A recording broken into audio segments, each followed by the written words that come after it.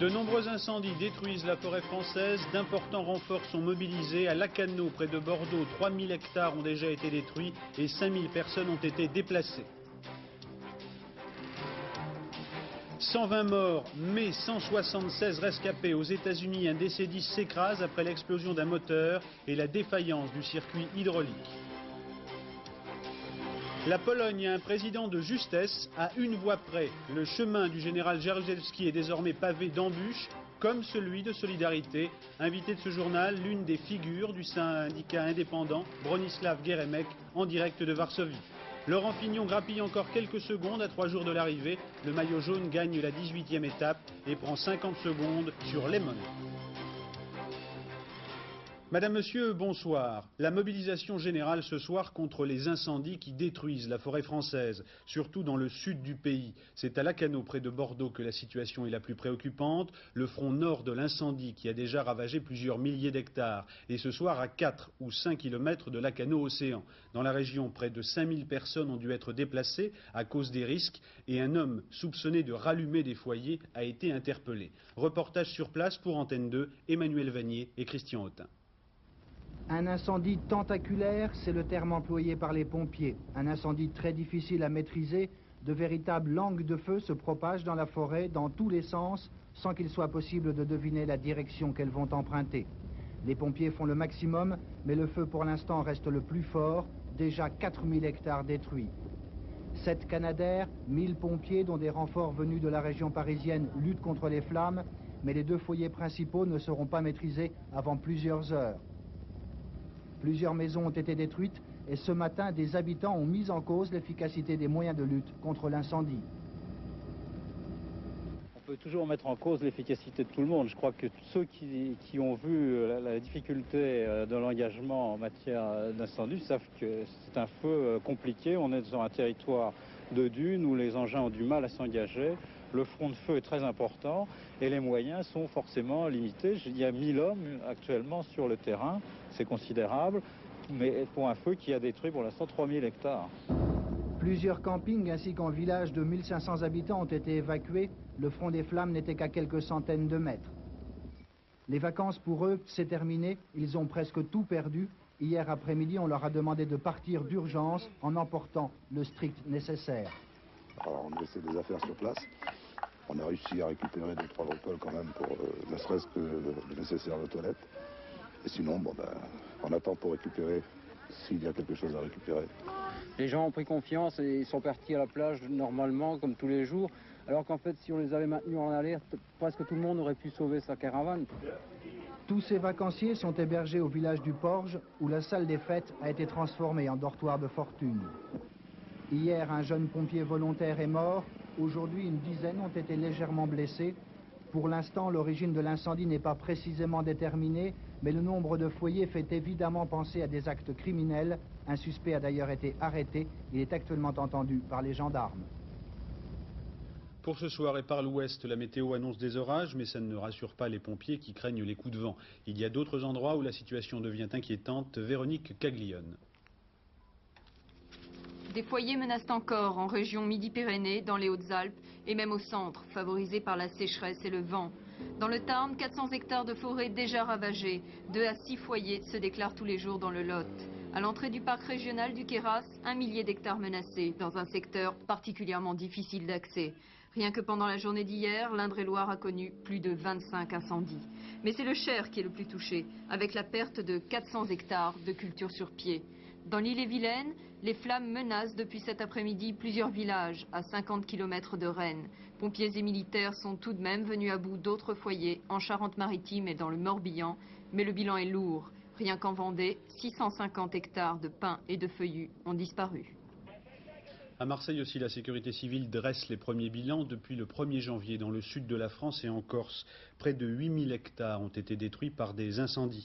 Les chiffres de cette année s'annoncent donc très lourds. Le feu, mais aussi l'eau. Par décision préfectorale, l'eau potable en Haute-Garonne est désormais exclusivement réservée à la consommation des personnes et des animaux. Et puis la FNSEA demande des états généraux de l'eau pour faire un état des besoins.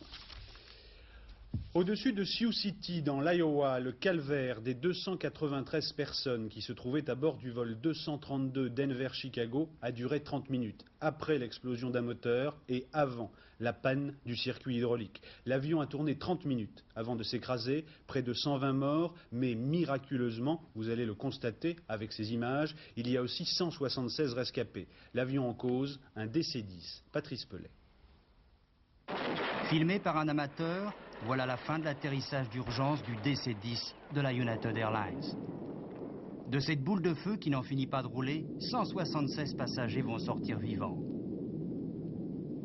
L'appareil assurait la liaison entre Denver et Philadelphie. C'est en plein vol qu'une explosion se fait entendre à la hauteur du réacteur de queue, ici, très précisément.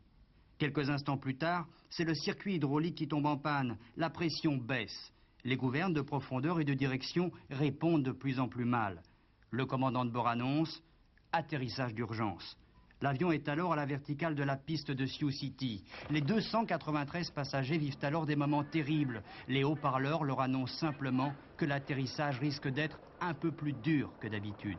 L'avion s'aligne péniblement face à la piste, 2 rebonds et il se disloque.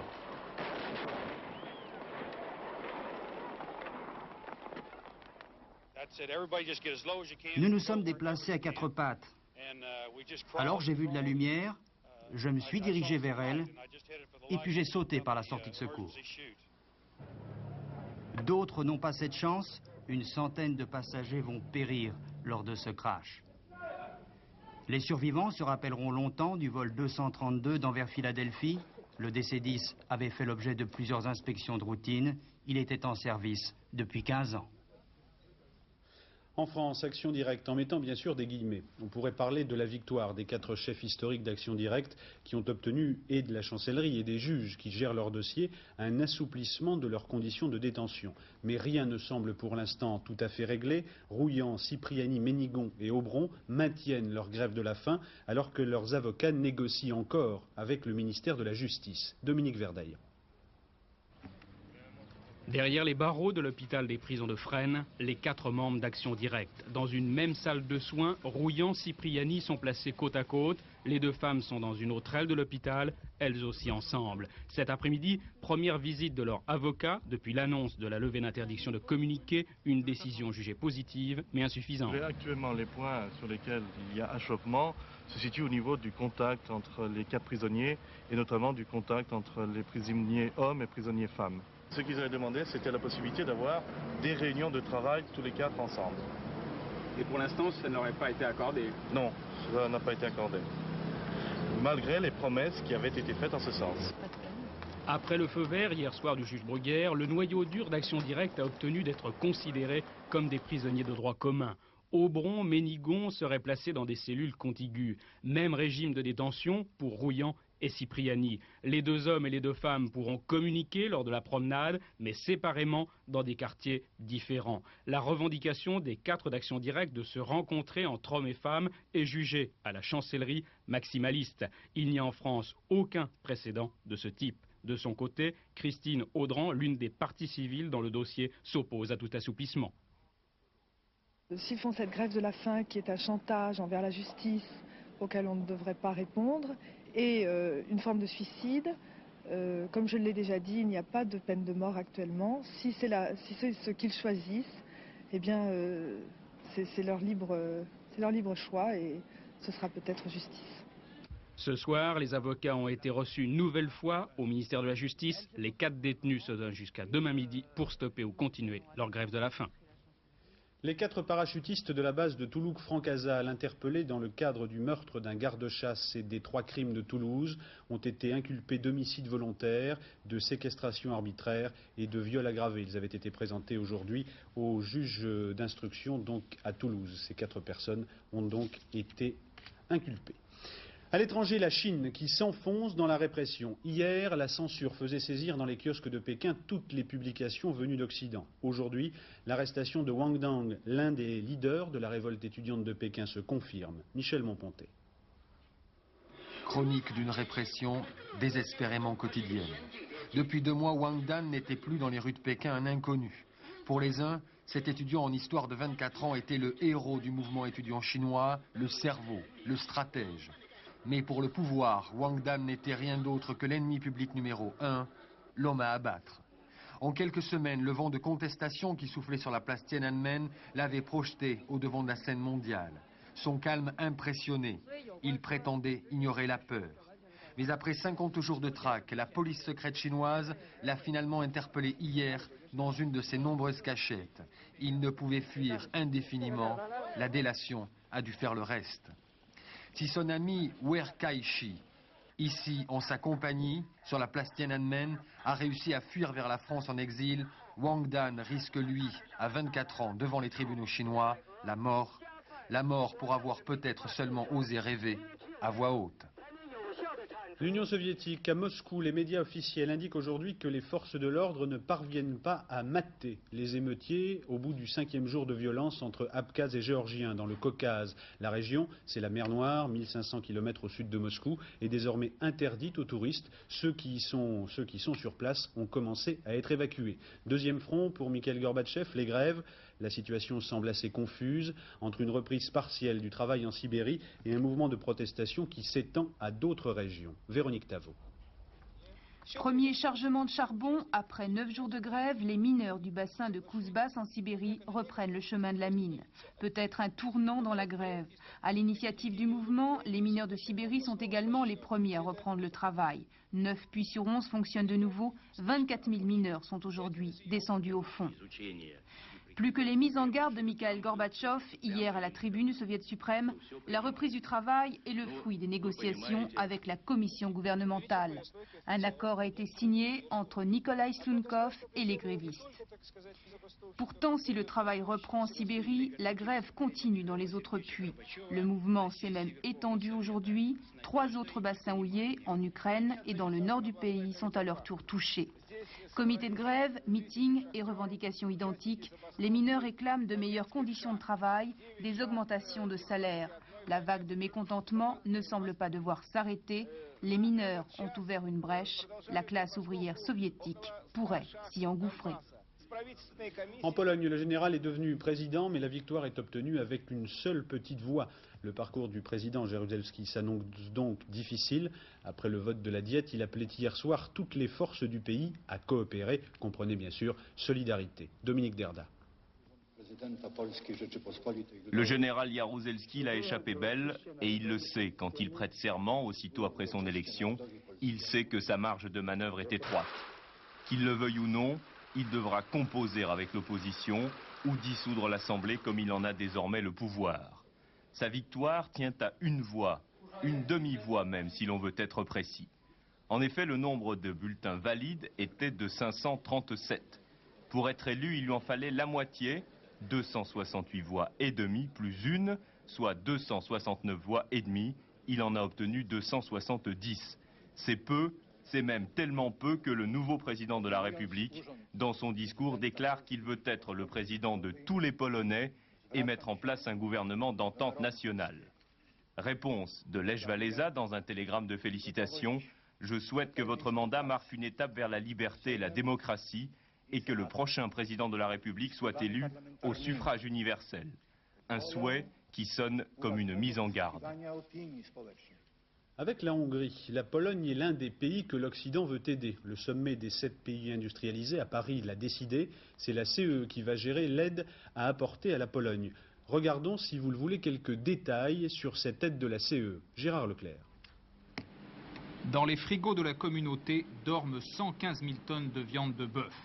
Les premières livraisons à destination de la Pologne pourraient partir dès la semaine prochaine, après que les ministres de l'Agriculture aient décidé lundi des modalités pratiques.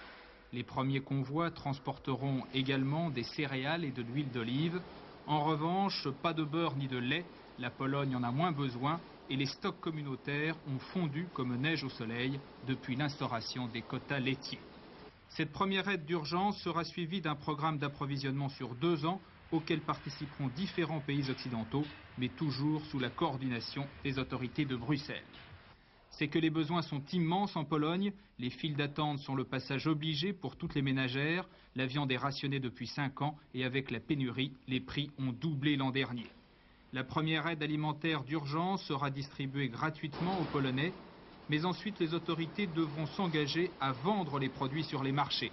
L'argent récolté serait réinvesti, d'une part pour créer de vrais réseaux de distribution mettant fin au marché noir, d'autre part pour développer une agriculture restée largement traditionnelle. Un millier de personnes ont assisté place de la République à Paris aux obsèques des 2 dirigeants kurdes assassinés il y a une semaine à Vienne. C'est au Père-Lachaise qu'ont été inhumés M. Gassemlou, le secrétaire général du Parti démocratique du Kurdistan, et M. Hazar, qui représentait cette organisation en Europe. En costume traditionnel, il y avait là des Peshmerga, des combattants kurdes. Le gouvernement français était représenté par Bernard Kouchner, secrétaire d'État à l'action humanitaire. Je vous rappelle que l'Iran et l'Irak se rejettent toujours la responsabilité de l'assassinat de Vienne. D'autres informations à l'étranger avec une nouvelle poussée de fièvre dans les territoires occupés. Isabelle de Lyon. Un enfant palestinien, 500e victime des balles israéliennes depuis le début de l'intifada. Bilan provisoire de la révolte des pierres. Aujourd'hui, 10 Palestiniens ont été blessés par des tirs de soldats israéliens dans les territoires occupés. Des territoires paralysés par une grève générale, les Palestiniens protestent contre l'idée d'élection sous occupation israélienne. Les bombardements se déchaînent à nouveau à Beyrouth depuis hier. Dernier bilan, 11 civils tués, 79 blessés. Malgré les appels au cessez-le-feu de la Ligue arabe et la levée du blocus terrestre du réduit chrétien, les tirs d'artillerie entre l'armée syrienne et les troupes du général Aoun n'avaient guère cessé. Après un léger répit de 48 heures, ils redoublent même d'intensité. Vive réaction d'un quotidien iranien après la publication en France des versets sataniques de Salman Rushdie. Le journal République islamique appelle le gouvernement iranien à soutenir les attaques contre les intérêts de la France. Selon le quotidien, le gouvernement français offense les musulmans du monde entier en soutenant la parution des versets sataniques. Adnan Khashoggi emprisonné à New York, extradé de Suisse, le milliardaire saoudien a plaidé non coupable devant le tribunal de Manhattan. Le juge a refusé sa mise en liberté sous caution.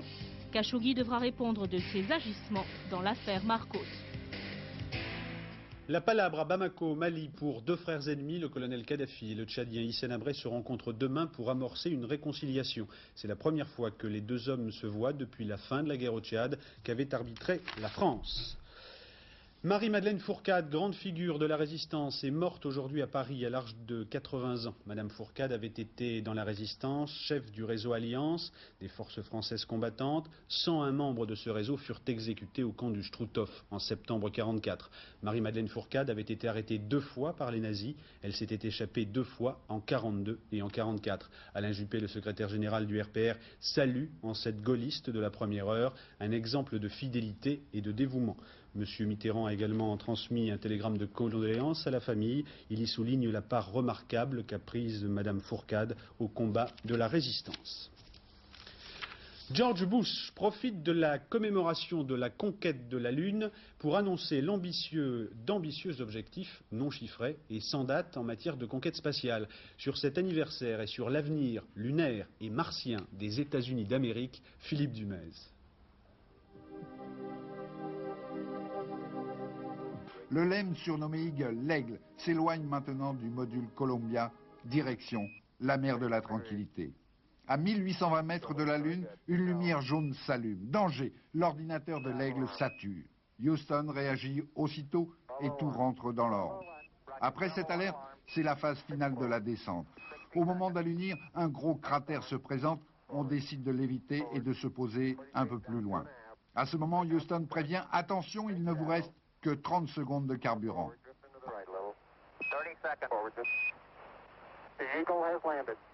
À 20h17 GMT, Armstrong annonce, ici, base de la Tranquillité, l'aigle a atterri. 20 ans après avoir abandonné les projets les plus fous de la NASA, le président Bush lance donc un nouveau défi. Back to the moon, back to the future, and this time back to stay. On va retourner sur la Lune et on va y vivre parce que l'on sait que c'est possible. Une expérience de base lunaire va d'ailleurs débuter en décembre prochain avec une biosphère, c'est-à-dire un endroit fermé, complètement autonome, où vont vivre 8 hommes pendant 2 ans dans l'Arizona. Des insectes, des animaux, des fleuves, des terrains agricoles sont déjà en place qui permettront de vérifier que l'homme peut s'installer ailleurs que sur Terre. Pourquoi la Lune? Parce que notre satellite est un bon tremplin pour aller plus loin, vers Mars. Formidable défi que le président Bush souhaite réaliser avant l'an 2000. Cela va coûter très cher et il va falloir remobiliser tous les industriels. Revenons à la France et avec les bons chiffres du tourisme, vous savez que le bicentenaire a drainé en France de nombreux touristes étrangers. Ceci devrait apporter, notamment à la région parisienne, quelques milliards de francs de recettes supplémentaires en matière de tourisme. Ces bons chiffres viennent d'être confirmés par M. Stirn, le secrétaire d'État au tourisme. Tous les détails avec Maryse Manot. Pour la voir, ils sont venus de loin et bien plus nombreux que d'habitude. Un tiers de visiteurs supplémentaires depuis le mois de mai. Bien sûr, elle a pris de l'âge, 100 ans cette année. Mais la plupart de ses admirateurs sont venus pour l'autre anniversaire. For Bastille Day. What? For Bastille Day. Le jour de la Bastille, il ne fallait pas le rater. 43 millions de visiteurs étrangers vont faire de la France le premier pays touristique au monde. Plus de 30 milliards de recettes en 89. Le bicentenaire est une bonne affaire. Tous ces visiteurs viennent en France pour des raisons différentes. Prendrons deux exemples, par exemple le Japon et l'Angleterre. Les Japonais sont tout à fait passionnés par Marie-Antoinette et par Napoléon. Les Anglais, quant à eux, sont passionnés par la terreur et la guillotine. Bien sûr, nous allons faire en sorte que l'effet du bicentenaire aille beaucoup plus loin dans le temps. Je dirais, l'effet induit peut se compter jusqu'en 93, 92, 93. Pourquoi ne pas faire durer le plaisir quand tous les hôtels affichent complets depuis plusieurs mois? Les étrangers, ils ont profité du bicentenaire pour rester un petit peu plus à Paris. Et la plupart d'entre eux, je sais même qu'ils se sont fait le magot, comme on dit, pour mettre de côté pour pouvoir venir à Paris à cette époque-ci. Le magot moyen du touriste étranger s'élève à 900 francs par jour. Mais c'est le japonais qui bat tous les records de dépenses avec 4000 francs par jour. Si vous leur demandez combien ils dépensent, ils répondent bien assez. Il fait chaud à Marseille, mais ça sent le soufre à une journée de la reprise du championnat de France de football. L'avenir de Michel Hidalgo à l'OM se joue en ce moment même. Le manager général du club, c'est Hidalgo, est en pleine discussion avec son président Bernard Tapie. Entre les deux hommes, c'est plus que tiède, et cela depuis longtemps. Alexandre Delperrier, Claude Aymar. Aujourd'hui, 12h30, Michel Hidalgo arrive à Paris, où il doit rencontrer Bernard Tapie. Je veux clarifier une situation, c'est tout. De toute façon, je reste à Marseille. Le ballon ne semble vraiment plus passer entre Bernard Tapie et Michel Hidalgo.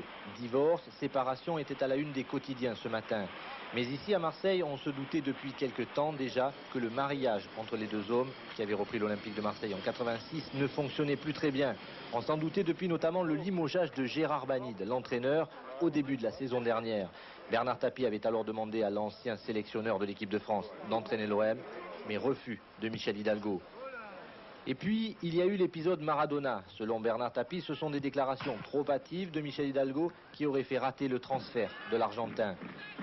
Les bons résultats du club ont sans doute un peu apaisé cette mésentente, mais il semblerait qu'aujourd'hui, Bernard Tapie veuille clarifier la situation. En ce moment, les deux hommes se rencontrent dans un lieu tenu secret. Hidalgo est peut-être doucement poussé vers la sortie. Ça s'appelle un sport de l'extrême et ça tue assez régulièrement. C'est la raison pour laquelle le ministre de l'Intérieur demande au préfet d'interdire la pratique du saut à l'élastique en attendant une réglementation spécifique. Ce sport, appelé aussi dans le Pacifique Sud Benji, a tué mardi un jeune habitant de Briançon. C'était le dernier accident en date. Fignon. 1, il a gagné l'étape. 2, il est plus que jamais en jaune. 3, vous avez dit plus que jamais favori, Jean Mamet?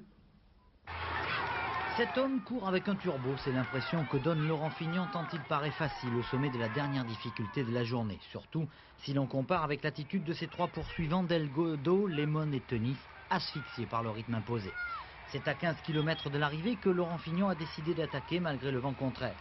Derrière, il est vrai que la réaction fut longue, très longue à venir. C'est à cet instant précis que Delgado et Lemon perdent définitivement le Tour de France, même si enfin Delgado se décide. C'est trop tard. Laurent Fignon, puissant, paraît irrattrapable. Malgré le vent et malgré la pente, Fignon, sans se retourner, sait qu'il est en train de tout faire exploser. Résultat, Fignon remporte en sprinter sa première étape depuis 1987 et il prend ses distances vis-à-vis de Greg Lemon. 26 secondes, c'était très peu, on n'était pas à l'abri d'un incident. Regardez. Maintenant, ça fait 50 secondes, c'est quand même beaucoup plus large, j'ai beaucoup plus de possibilités pour gagner maintenant. Bon, un incident est toujours possible, mais ce sera plus facile quand même. Pour Greg LeMond, ce soir, malgré tous ses efforts, ce temps perdu ne sera jamais rattrapé. Et chez les dames, Jeannie Longo, encore et toujours maillot jaune, elle gagne l'étape à Villard-de-Lans. À Avignon, on voit les Parisiens, c'est le titre de la pièce signée par Pascal Rambert. C'est l'un des 5 auteurs jeunes, autour de la trentaine, qui sont à l'affiche. C'est aussi la preuve du sang neuf dans l'écriture de théâtre. Rambert a 27 ans et depuis 10 ans metteur en scène. Il dénonce les faux semblants de la vie. Le titre complet de la pièce, c'est Les Parisiens ou l'été de la mémoire des abeilles. Michel Strulovici et Patrick Voix. Les cigales, le soleil, le Mistral, les amis, les vacances. Pas du tout. Au-delà des apparences, un projet les possède. Représenter une saga de 16 personnages réunis pour régler de vieux comptes. Ces vacanciers sont des acteurs. Leur maître d'œuvre s'appelle Pascal Rambert. Pascal Rambert, 27 ans, directeur de troupe, auteur et metteur en scène, le plus jeune invité du festival, mais déjà 7 pièces à son actif. Pascal Rambert, ou le désir impatient de dire les choses de la vie comme si tout devait s'arrêter là, à l'instant. Le théâtre pour conjurer le mal de vivre. Insolent comme il respire, Pascal Rambert refuse les conventions. Sa pièce, il l'a écrite, remaniée, défaite, gommée par pans entiers jusqu'à la veille de la première. Une recherche incessante pour dire l'essentiel. Je sais pas, j'essaie d'écrire pour mes contemporains, c'est-à-dire pour ceux qui vont venir, enfin, essayer de leur parler ici, quoi, qu'ils entendent et pouvoir leur raconter une histoire qui soit quelque chose qui vienne les attraper comme ça derrière. Ainsi donc, il fallait en passer par l'épreuve de la folie et de la mort, du choc violent, du déséquilibre, du grand réveil. Sinon, jamais rien ne se produira plus dans votre vie de coton. Pascal Rambert, une violence à réveiller les morts. Question, qu'ont en commun Edgar Faure et Louis le Prince Ringuet? Réponse, la pipe. Tous les deux avaient ou ont de formidables collections. À ce propos, il faut savoir que la formidable collection de pipes d'Edgar Faure va être mise en vente aux enchères. Reportage, Claude Delmas. L'odeur de la pipe d'Edgar, on l'a sentie pendant plus de 40 ans dans les allées du pouvoir. Et sa collection de présidence, de cartes de parti, était aussi nombreuse que sa collection de bouffardes. Pendant les sommets, les négociations, Edgar Faure se servait de sa pipe comme d'un masque. Il partageait ce rite, cette délectation avec un autre membre de l'auguste confrérie des premiers fumeurs de pipe, Louis le Prince Ringuet. Il était tout à fait maître dans l'art d'esquiver les questions ou de répondre à côté ou de gagner du temps. Par exemple, vous me posez une question. Alors si vous me posez une question, je vous dis « Ah, attendez, une minute. »